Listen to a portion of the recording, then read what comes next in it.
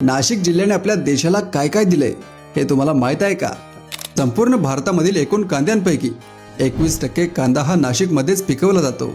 नाशिक म्हणजे नुसता एक जिल्हा नाही, तर तो आहे भारताचा वाईन कॅपिटल. आपल्या देशातील जवळपास 55% द्राक्ष एकट्या नाशिकमधून परदेशात जातात. देशातील सगळ्यात मोठी करन्सी प्रिंटिंग प्रेस नाशिकमध्येच आहे.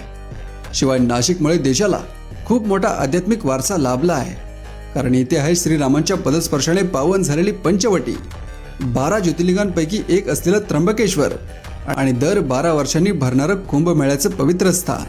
शिवाय नाशिकमधील गंगापूर येथे जगातील पहिलं मातीचं धरण आहे. दादासाहेब फाळके, कुसुमाग्रज यांसारख्या महान हस्तीसुद्धा नाशिकच्याच मातीतल्या आहेत. आणि आपल्या शिवरायांचे महत्त्वाचे 38 किल्ले सुद्धा नाशिकमध्येच आहेत. तर ही आहे नाशिकची महत्त्वाची वैशिष्ट्य. जर यात काय राहिलं असेल तर मला कमेंटमध्ये नक्की कळवा.